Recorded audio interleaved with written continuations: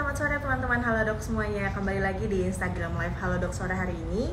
Dan hari ini kita akan membahas tentang eh, atasi masalah mental di usia lansia. Nah, nanti buat teman-teman yang punya pertanyaan seputar kesehatan mental di masa lansia, boleh ya taruh pertanyaannya di kolom komentar. Nanti akan kita jawab barengan sama psikolog klinis dewasa yang akan gabung bareng sama kita sore hari ini. Ada Mbak Asri Augustin, SPSI, MPSI. Nah, kita tunggu Mbak Asri untuk join sama kita. Nanti kita akan bahas nih sama-sama masalah mental di masa lansia seperti apa.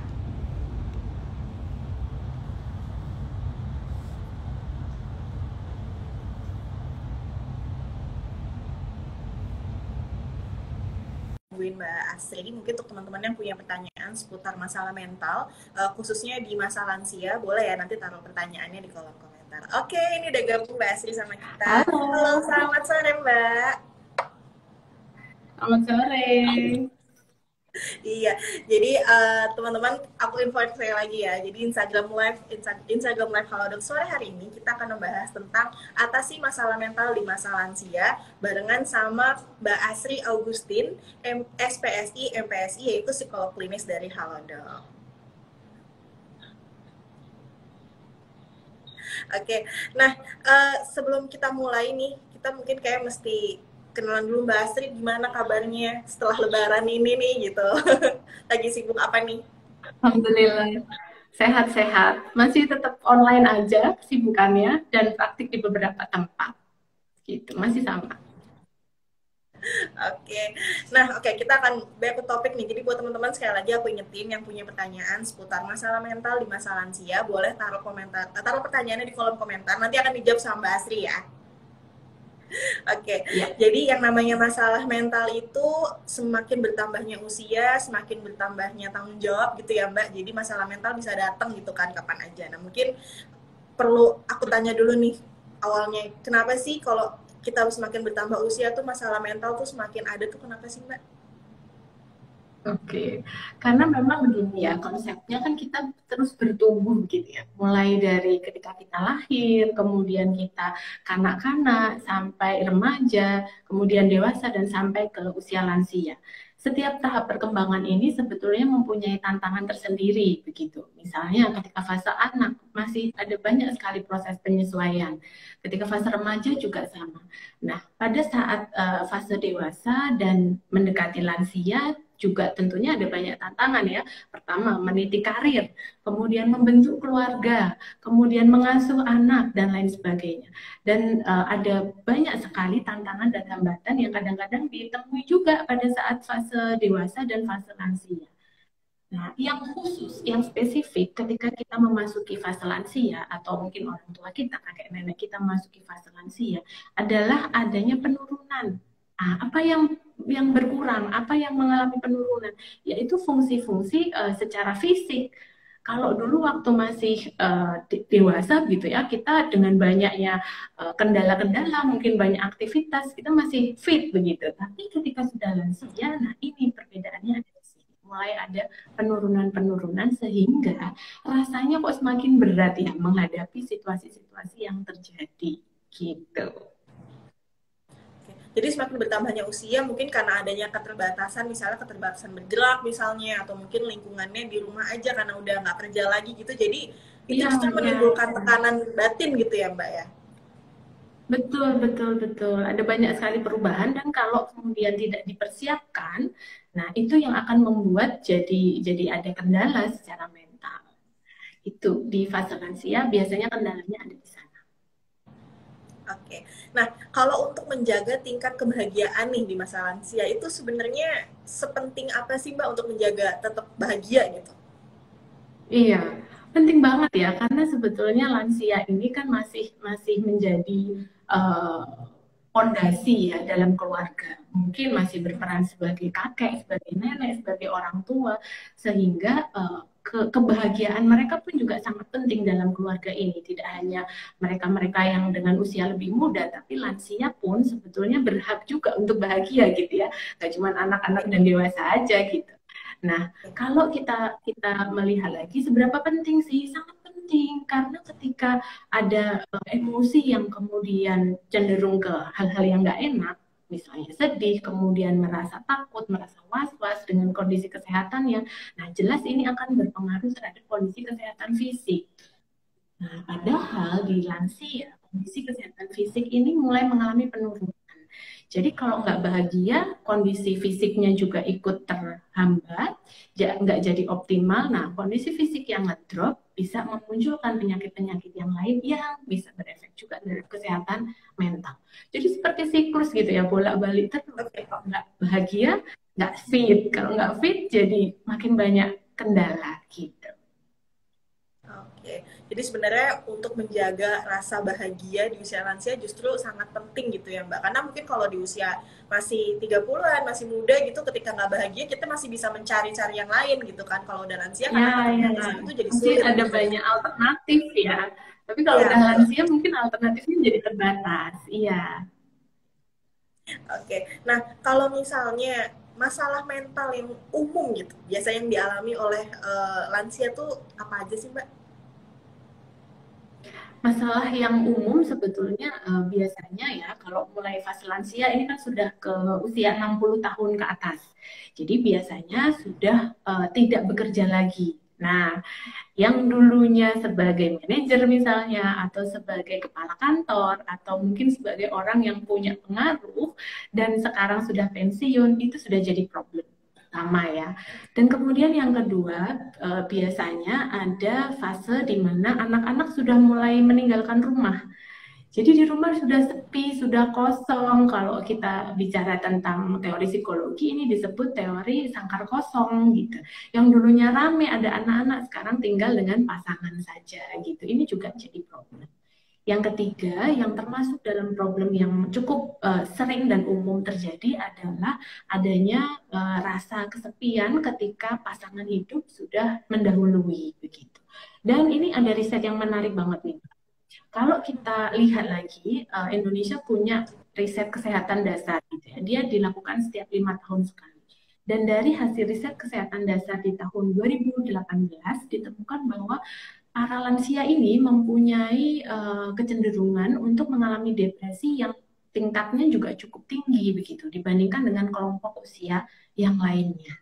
Nah, jadi ini nggak macam-macam ya kesehatan jiwa untuk lansia ini Oke. penting banget untuk kita fokuskan juga. Oke, wah ini sebenarnya menarik ya, karena kan selama ini orang kayak, oh ya kita penting nih menjaga kesehatan mental, tapi rata-rata adalah yang orang masih usia 20, 30 gitu. Sebenarnya jadi kayak Ya, yang ya, ya, lansia ya. justru nggak terlalu diperhatikan, padahal sebenarnya penting juga ya Mbak sebenarnya. Iya, benar, benar, benar, penting banget.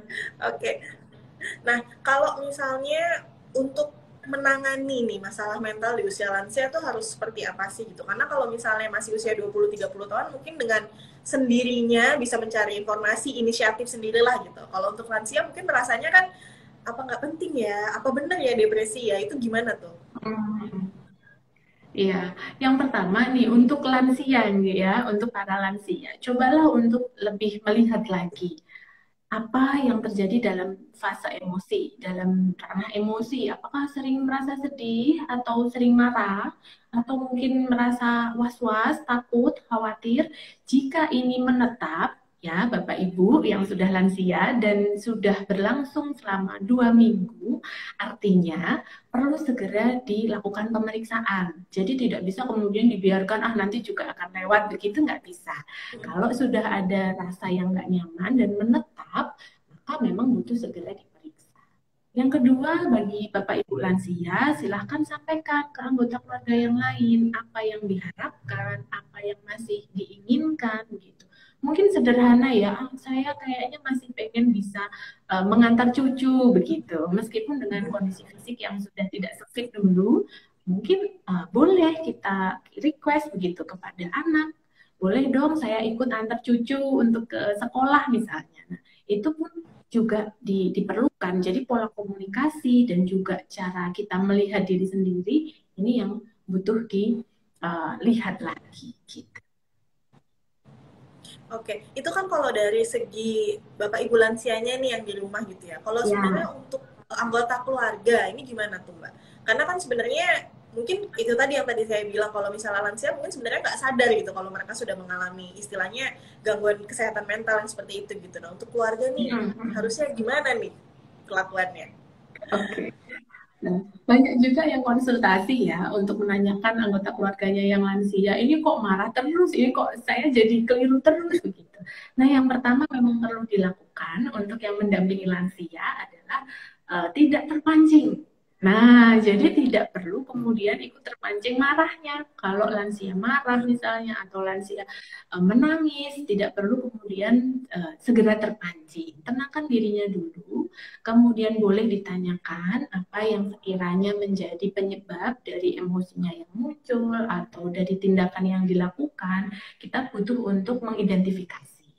Kalau kira-kira perubahan perilaku ya yang terjadi ini sudah ekstrim, yang tadinya misalnya masih bisa diajak untuk diskusi begitu, kemudian tiba-tiba ada perubahan emosi, perubahan pikiran, dan ini menetap, maka keluarga juga perlu untuk segera membawa ke profesional medis gitu. Jadi yang pertama memang tenangkan diri dulu, yang kedua coba identifikasi apa penyebabnya, atasi atasi penyebabnya. Kalau kemudian ada perubahan yang ekstrim, segera cari pertolongan gitu. Oke, oh ini penjelasan dari Mbak Asri ini bermanfaat banget nih untuk membuka topik kita pada hari ini. Nah, buat teman-teman di rumah jangan lupa yang punya pertanyaan seputar kesehatan mental di masa lansia, mungkin tentang ayahnya atau ibunya atau kakeknya atau neneknya gitu ya, yang mau ditanyain boleh nih taruh pertanyaannya di kolom komentar, nanti akan dijawab sama Mbak Asri. Nah, Mbak Asri, kita udah ada beberapa pertanyaan yang masuk, kita jawab dulu satu-satu ya. Oke, Oke, boleh. ini ada dari Sri Sastro Mijojo. Kenapa ya setelah menjelang usia 60, orang tua tuh jadi gampang baper atau gampang nangis? Oke. Nah, ini banyak banget ya dialami oleh para lansia begitu. Karena memang pertama, ketika fasenya sudah 60 ke atas atau menjelang 60, secara hormonal pun berubah ya. Ada fase di mana kalau untuk yang perempuan ya sudah tidak menstruasi lagi, sudah menopause, kalau yang laki-laki sudah andropause, dan secara biologis ini pun juga berpengaruh terhadap mood mereka gitu. Itu yang pertama, secara biologis sudah ada perubahan.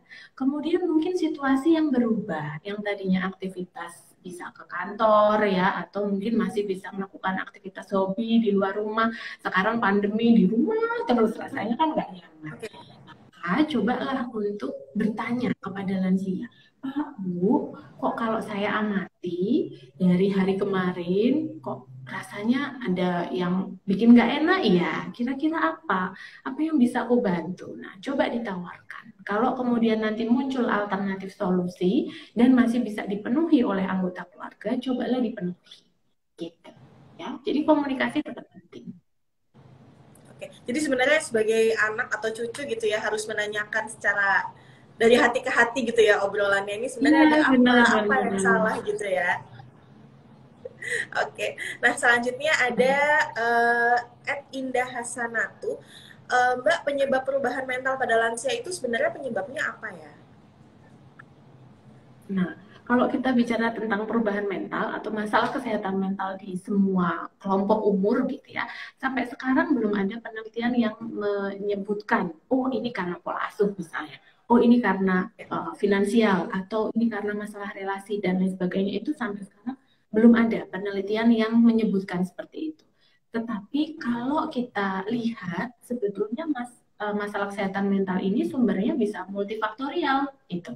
Pertama mungkin dari segi biologis ya, tadi ya perubahan hormonalnya, kemudian yang kedua perubahan dari segi lingkungan sosial, mungkin perubahan peran juga, atau mungkin secara karakter pribadi beliau ketika menghadapi situasi-situasi yang membuat tidak nyaman itu cenderung misalnya banyak khawatirnya, atau kemudian cenderung ingin segera menghindari rasa yang nggak nyaman atau apa. Nah, karakter kepribadian juga tentu berpengaruh. Jadi kalau kemudian pertanyaannya adalah sebabnya apa begitu ya, sebabnya multifaktorial, hormonal juga, mungkin secara kepribadian juga, atau dari segi lingkungan sosial itu juga berpengaruh. Jadi coba dicek satu-satu ya. Kalau kesulitan boleh tanya psikolog.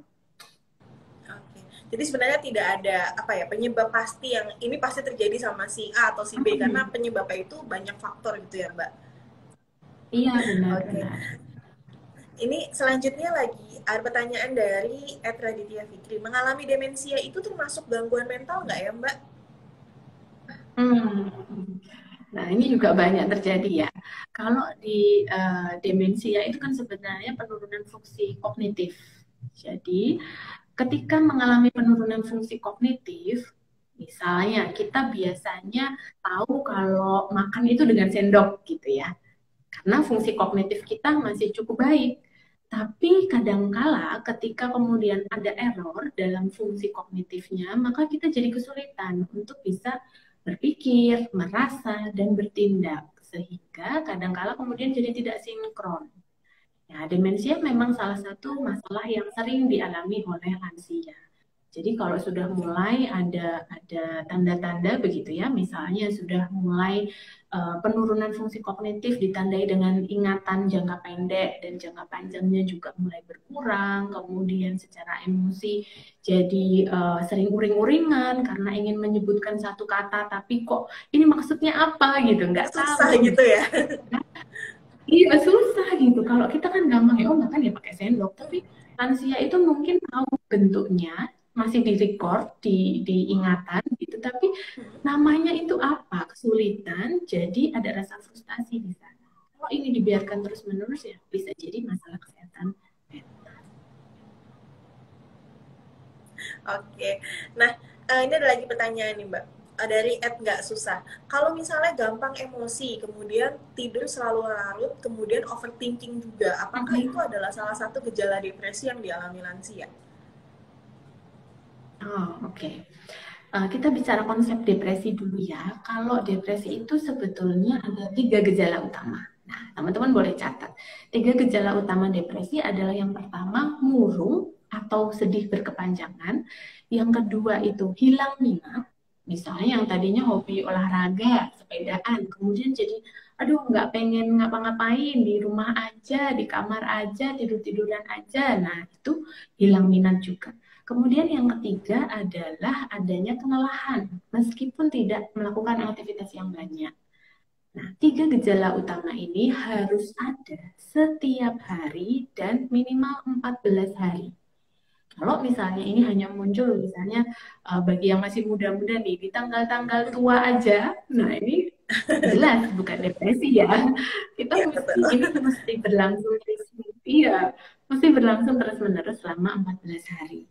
Kalau orang tua atau mungkin kakek nenek sudah mulai ada gejala sering murung, kemudian nggak nafsu makan, bahkan mungkin ya gejala yang kadang dialami oleh lansia itu menolak pengobatan. Jadi misalnya dia punya sakit fisik diabetes, ah sudahlah saya nggak mau minum obat, sudahlah saya nggak mau diajak ke dokter gitu. Dan kemudian pikiran-pikirannya mengenai kematian, misalnya, oh kayaknya waktu saya udah nggak panjang, saya nggak mau minum obat lagi aja. Kemudian ini nanti tanah yang di sana untuk si siapa begitu. Nah, maka bisa jadi ini mengarah ke sana ya. Kalau tiga gejala utama tadi juga terpenuhi. Jadi segera dibawa ke profesional medis. Oke. Jadi sebenarnya ini perhatian dari orang rumah gitu ya, dari anggota tuh penting banget ya Mbak untuk mengetahui apakah Hmm, kondisi secara apa namanya secara fisiknya, kemudian secara mentalnya apakah lagi sedih terlalu lama atau misalnya ada apa sih perubahan-perubahan kebiasaan itu harus disadari ya sebagai itu dia. tanda gitu ya. Betul, betul, betul. Perubahan perilaku itu jadi clue. Ada sesuatu yang nggak beres gitu. Oke. Nah, ini ada lagi dari Kimindra. Katanya gini, Mbak, ibu saya sering mengeluh. Apakah itu pengaruh dari usianya yang sudah lansia atau bagaimana? Ada solusinya nggak ya? Gitu.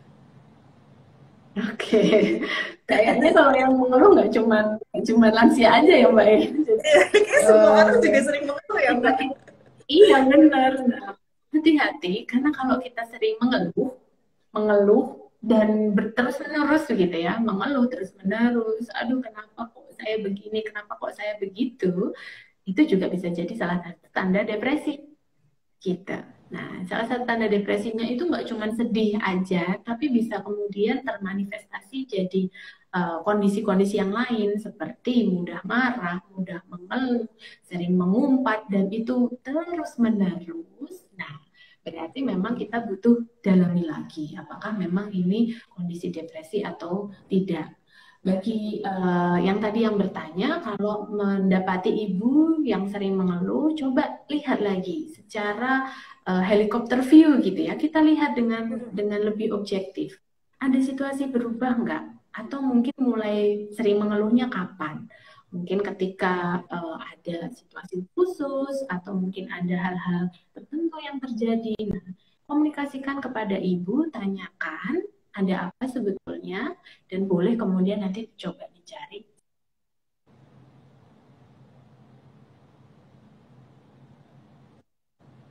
Oke, jadi sebenarnya kalau misalnya sering mengeluh itu belum bisa dijadikan sebagai apa ya, kayak semacam tolak ukur kesehatan mentalnya terganggu karena harus ada lingkungan dulu gini yang mendukung gitu ya Mbak. Iya, perlu didalami lagi. Oke, ini selanjutnya dari Mia Amelia. Eh, Mbak, lansia sering berbicara atau berdialog dengan diri sendiri. Itu kondisi yang wajar Mm-mm. atau enggak wajar?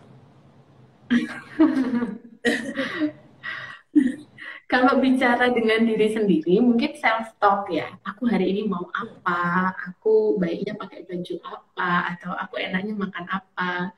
Dan itu masih bisa disadari bahwa iya ini aku ngomong dengan diriku sendiri kok gitu. Maka sebetulnya itu masih dalam kategori wajar.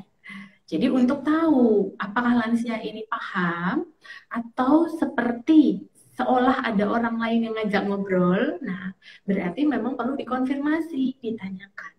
Nek, Kek, Pak, Bu, kok saya sering melihat seperti berbicara sendiri atau mungkin seperti ngobrol itu dengan siapa toh gitu boleh ditanyakan.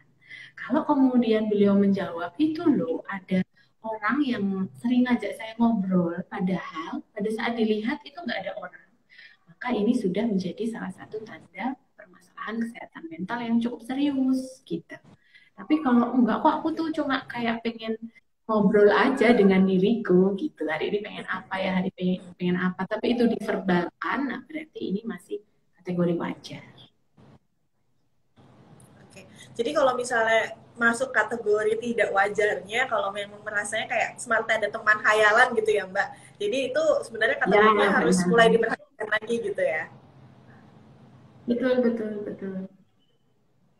Oke, ini selanjutnya lagi ada pertanyaan dari It's Me Double Chin.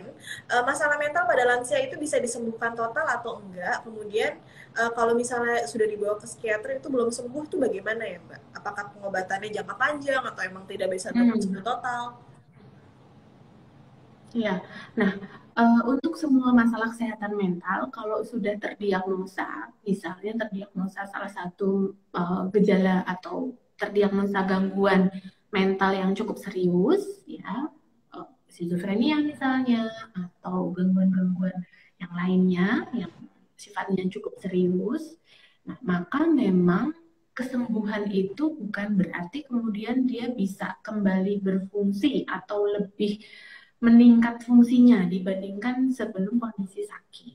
Ya, kesembuhan itu adalah ketika mereka menyadari bahwa oh ya saya ini butuh bantuan, itu sebetulnya sudah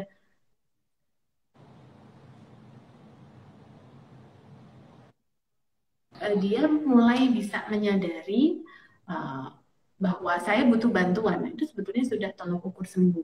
Dan akhirnya mau minum obat, mau datang ke psikolog, datang ke psikiater untuk pengobatan, itu sebetulnya salah satu tolok ukur sembuh. Itu udah kecentang satu. Satu tolok ukur kesembuhan. Yang Oke. kedua, ketika mau bersosialisasi atau mulai berinteraksi dengan lingkungan sekitar dulu. Itu juga sudah salah satu tolok ukur kesembuhan. Dan yang lainnya, kegiatan kesehariannya sudah mulai kembali lagi, meskipun tidak optimal. Itu juga tolak ukur kesembuhan sudah kecentang. Jadi sembuh atau enggak itu bukan berarti lepas obat atau tidak ya untuk masalah kesehatan mental. Tetapi paling enggak ada tiga itu tadi. Insight-nya sudah bagus, artinya dia paham dan tahu kebutuhannya, kemudian mulai bisa aktivitas keseharian dan interaksinya sudah mulai baik. Ini sebetulnya sudah dikatakan bisa sembuh gitu ya, meskipun masih tetap minum obat. Jadi sebenarnya tolak ukurnya adalah bukan dari dia lepas minum obat, tapi justru karena dia rajin minum obat gitu ya, sudah tahu apa yang harus dilakukan dalam proses pengobatan itu sendiri gitu ya, Mbak. Betul, betul, betul, betul. Karena kalau terus kemudian sudahlah aku nggak minum obat lagi, aku nggak ingin misalnya ya sudah nggak ingin pengobatan, ngapain aku berusaha untuk sembuh? Itu kan sebetulnya malah bukan sembuh dalam konteks kesehatan mental ya, gitu. Oke, nah ini ada pertanyaan lagi dari Grabiela Trivena. Mbak, pikun dan pelupa itu termasuk dari gangguan mental atau bukan ya? Gimana gimana Mbak? Pikun dan pelupa itu termasuk dalam gangguan mental atau bukan? Pikun atau pelupa gangguan mental atau bukan? Waduh, pertanyaan sulit sebetulnya ya. Kalau kalau kemudian mengganggu fungsi keseharian, mengganggu emosi, nah, maka bisa jadi masuk ke indikasi ke arah gangguan mental. Tapi gangguan mentalnya apa? Kita butuh untuk periksa lebih lanjut karena uh, demensia, kalau kita bicara demensia, kepikunan itu kan sebetulnya hanya payung saja, ada banyak turunan diagnosa-diagnosa yang lain. Jadi kalau sudah mulai merasa kok sering pikun, kok sering lupa, nah bisa jadi memang itu masalah kesehatan mental atau bisa jadi ini sebetulnya ke mengasah konsentrasinya yang kurang bisa menyadari apa yang sedang dilakukan, jadi rasanya gampang lupa. Oke, nah ini ini selanjutnya ada pertanyaan dari Nung Ciwex. Apakah jika sudah lansia akan berperilaku seperti anak kecil itu adalah hal yang wajar atau enggak, Mbak? Seperti anak kecil, apanya tuh? Emosinya atau tindakannya gitu. Karena memang begini ya, untuk bisa memahami lansia itu kita nggak bisa lihat dari sudut pandang kita sebagai orang dewasa. Tapi kita perlu untuk melihat dari sudut pandang mereka sebagai lansia.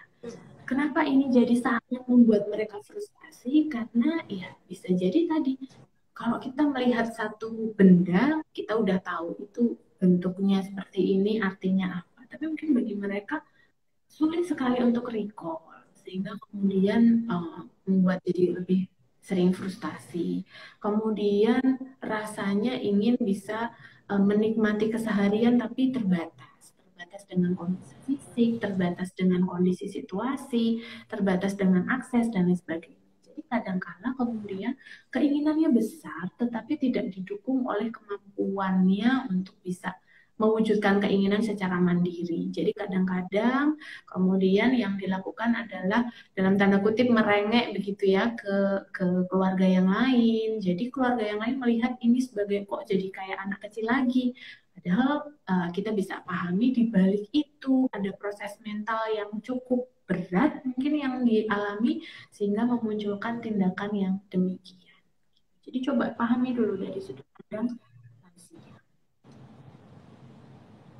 Oke, wah ini obrolan kita sore hari ini bermanfaat banget loh Mbak untuk teman-teman Halodoc di rumah ya, terutama orang tuanya mungkin udah lansia, jadi kita jadi lebih paham gitu ya bagaimana istilahnya untuk menangani masalah kesehatan mental ini pada lansia. Nah, kita udah 30 menit nih Mbak ternyata ngobrol-ngobrol, nggak kerasa ya. Oke, buat Mbak Astri nih ada apa namanya pesan-pesan nggak nih buat teman-teman Halodoc di rumah seputar kesehatan mental di masa lansia? Oke, nah menjaga kesehatan mental itu tidak harus pada saat masih muda. Pada saat masih muda kita jaga kesehatan mental untuk investasi teman-teman pada saat nanti masuk ke fase lansia. Dan ketika sudah lansia bukan berarti ini akhir dari perjalanan hidupnya.